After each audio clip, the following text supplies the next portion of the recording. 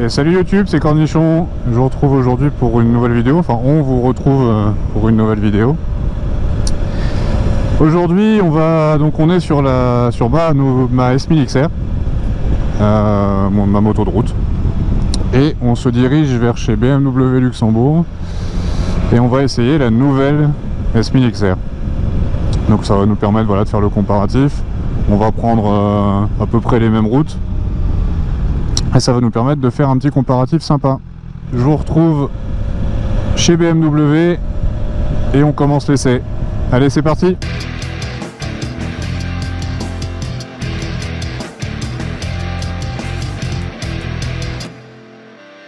Bon, allez, on allume la moto, la petite animation. Alors, ça c'est bon, ça va le faire aussi. Voilà, vas-y, tu peux monter.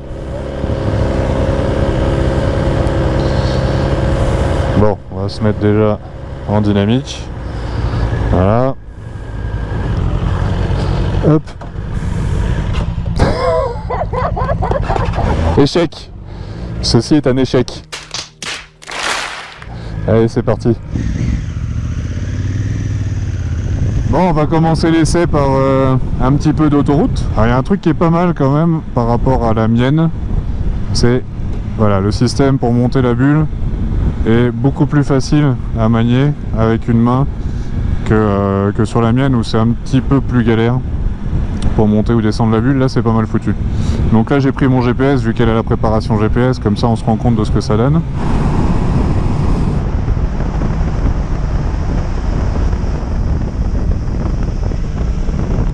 Au niveau de la protection ça va. Voilà, c'est une bulle plus haute que d'origine, parce que d'origine avec ce coloris là on a une bulle sport qui est plus basse, mais qui est en plus pas jolie je trouve, donc ils ont bien fait de mettre ça comme bulle. Bon, là on a aussi un modèle avec quasiment toutes les options, donc elle est bien équipée. Il y a même les phares additionnels là,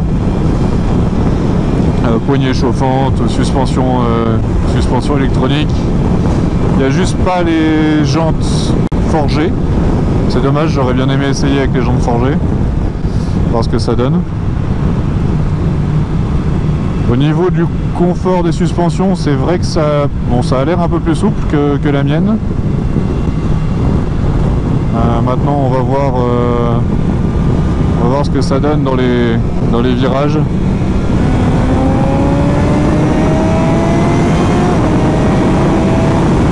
Alors effectivement le moteur se comporte différemment de la mienne. J'ai l'impression qu'il est un peu plus creux. Dans les mi-régimes, bas et mi-régime, j'ai vraiment l'impression qu'il est un peu plus creux. Maintenant en deuxième, ouais, on a vraiment l'effet 4 cylindres à l'ancienne où ça monte dans les tours au-delà de 8000. Là il y a un petit coup de boost qui est assez sympa. Après c'est vrai que du coup pour du touring je sais pas, je suis pas encore convaincu par le moteur là, j'ai l'impression que c'est un poil creux. C'est peut-être un peu dommage d'avoir enlevé ça, on va voir, mais bon ça c'est peut-être aussi les normes anti-pollution Euro 5 etc qui font que voilà, on doit passer par là. On a aussi ici le capteur de pression, donc on peut surveiller sa pression en roulant. Ça c'est bien. Niveau maniabilité c'est pas mal. Et peut-être un poil plus maniable que la mienne. Et encore là il n'y a pas les jantes forgées, donc avec les jantes forgées ça doit vraiment être sympa. Elle doit faire normalement 10 kg de moins que la mienne. Donc 10 kg mine de rien sur une moto c'est pas négligeable. Donc c'est sympa, mais bon on se retrouve voilà avec quelque chose de très similaire à ma S1000 XR actuelle, avec voilà en plus l'écran etc qui est très sympa. Et aujourd'hui, comme vous voyez derrière, on est accompagné de Vince qui vient me filer un coup de main pour faire un peu d'autres plans, pour avoir une vidéo sympa. Donc vous me direz en commentaire ce que vous en pensez, si on peut refaire des choses comme ça.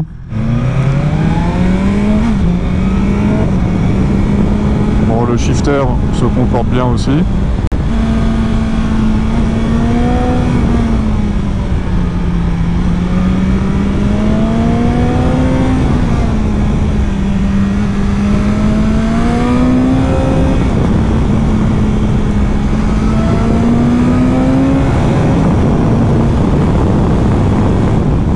C'est une XR, hein. Je pense qu'on se retrouve un peu à la maison.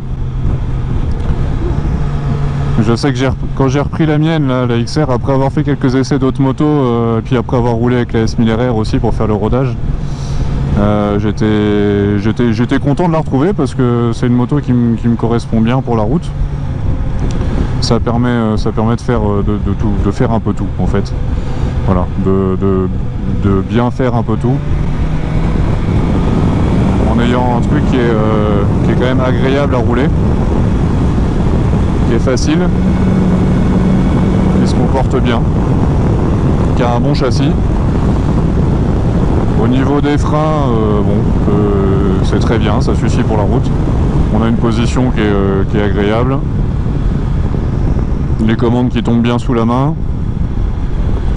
Voilà, on est à la maison. On a un verrouillage du GPS, donc ça c'est bien aussi, ce qu'il n'y avait pas sur la mienne. On peut vraiment laisser le GPS sécurisé sur la moto quand on est pas loin. Donc ça c'est pratique. Bon après, franchement les suspensions sont peut-être un poil plus souples. Elles sont un poil plus souples que sur la mienne.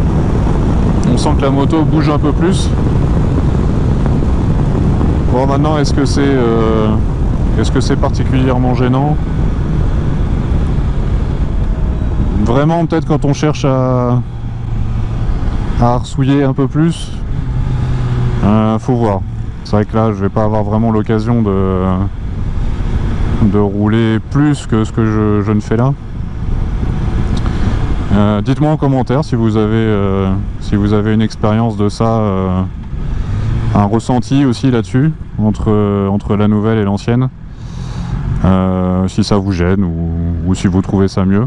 Là ça a l'air pas trop mal parce que ça bouge un peu, mais c'est pas non plus, on n'a pas l'impression que ce soit dangereux ou que ça se désunisse. Donc je sais pas si c'est vraiment moins bien. C'est plus souple. Maintenant, pour moi, plus souple veut pas forcément dire moins bien. Ça peut être plus onctueux aussi. Voilà. C'est pas pour ça que la moto va mal se comporter. Toi, en tant que passager, c'est mieux? Parce que là, je suis en dynamique, donc je suis au plus dur. Et un truc qui est bien aussi, c'est que voilà, les suspensions sont en mode automatique.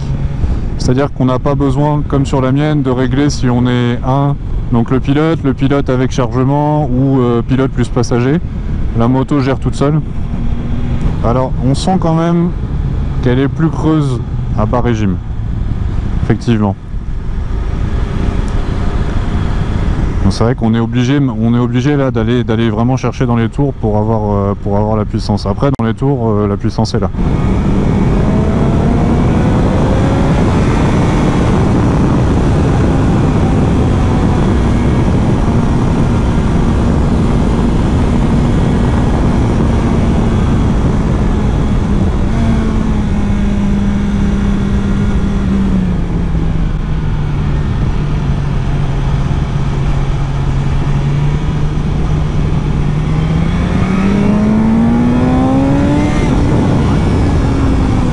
Bon bah ça lève toujours en deux. C'est vrai qu'elle est à 8000 tours, elle s'énerve vraiment.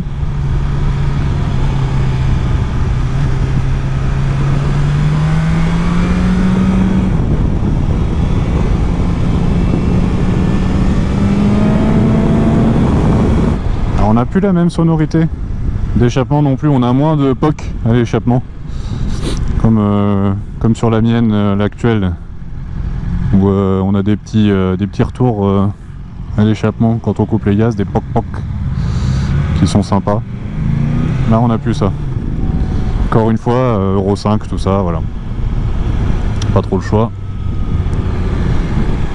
Il faut faire avec. Alors aujourd'hui, essai de la S1000 XR nouveau modèle, que je compare forcément à la mienne, actuelle, prêtée par BMW Delbecq, je crois, ça s'appelle maintenant à Luxembourg, donc merci à eux.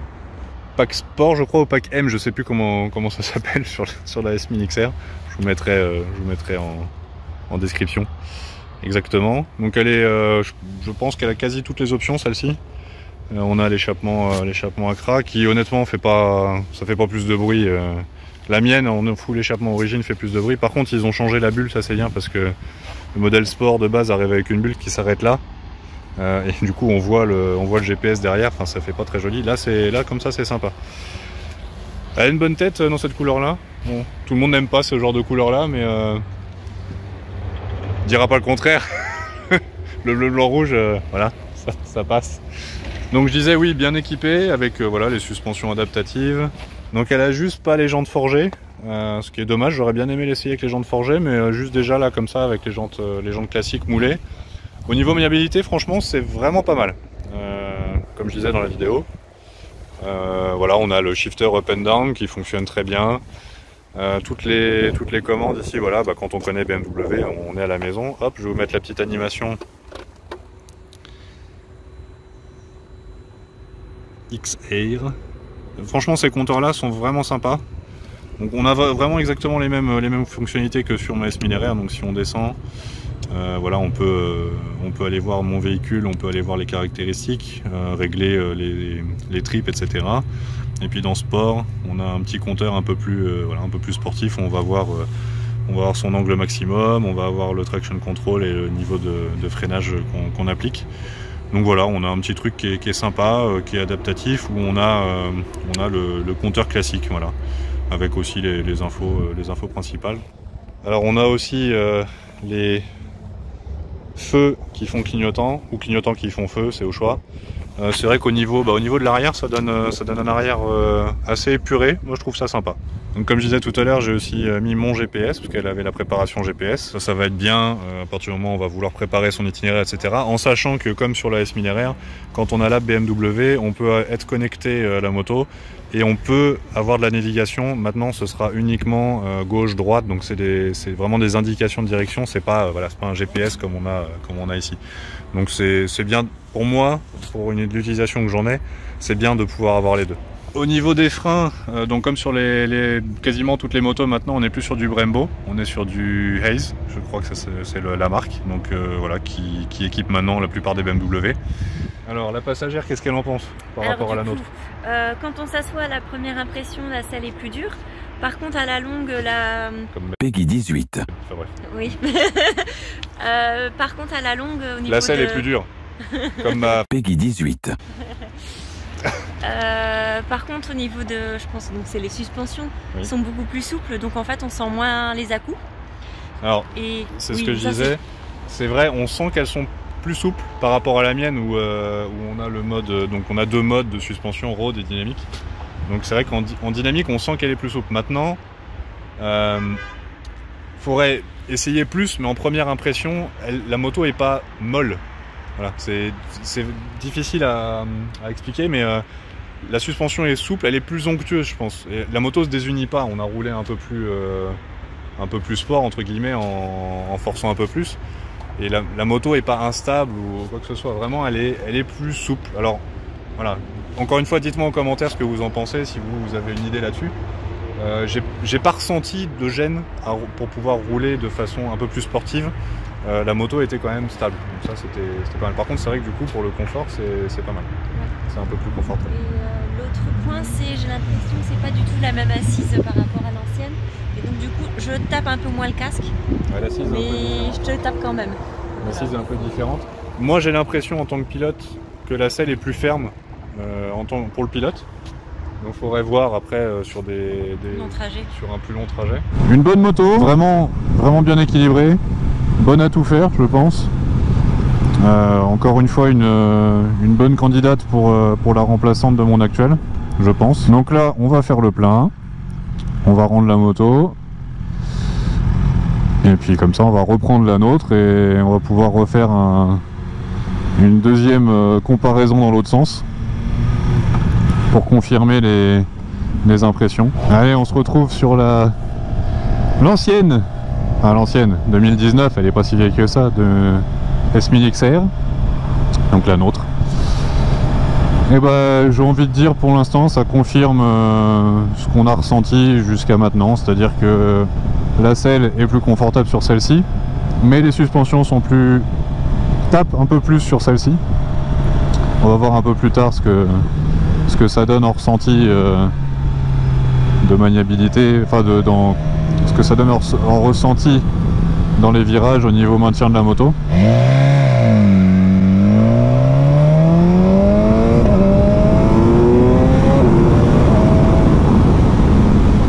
Alors je confirme aussi qu'au niveau du moteur, celle-ci est quand même plus pleine en bas. L'autre a vraiment un caractère plus on-off, c'est-à-dire elle est beaucoup plus souple, il y a moins de pêche jusqu'à 8000, et à 8000 tours elle s'énerve et après elle marche, quoi. J'ai vraiment pas l'impression que l'autre soit moins précise que celle-ci. C'est vraiment plus une sensation d'onctuosité. C'est-à-dire j'ai vraiment l'impression, avec le tout petit essai qu'on a pu faire, que celle-ci, on va éviter de se prendre des oiseaux, que celle-ci, sur les petits chocs, elle tape plus. L'autre est plus onctueuse, voilà, c'est tout. Par contre, après, au niveau maintien de la moto, c'est franchement, l'autre est très bien aussi, quoi. On va se quitter là-dessus. J'espère que ce petit essai vous aura plu, les petites différences, voilà, entre l'ancienne et la nouvelle S1000 XR, que ça vous aura intéressé. En tout cas, n'hésitez pas, voilà, à mettre en commentaire si vous avez pu essayer aussi, si vous aimeriez bien essayer, ce que vous aimeriez voir. Aussi, n'hésitez pas à vous abonner, parce que j'ai remarqué, bande de petits coquins, qu'il y a quasiment 90% de vous qui regardent les vidéos et qui ne sont pas abonnés. Ça va pas du tout, ça. Donc voilà, non, essayez... N'hésitez pas à vous abonner si ça vous plaît, en tout cas ça donnera de la force à la chaîne, on va dire, et puis ça permettra de faire des trucs encore plus sympas de plus en plus au fur et à mesure. En tout cas, en attendant, portez-vous bien, prenez soin de vous et de vos proches, et surtout n'oubliez pas, jamais plus vite qu'à fond. Allez, ciao!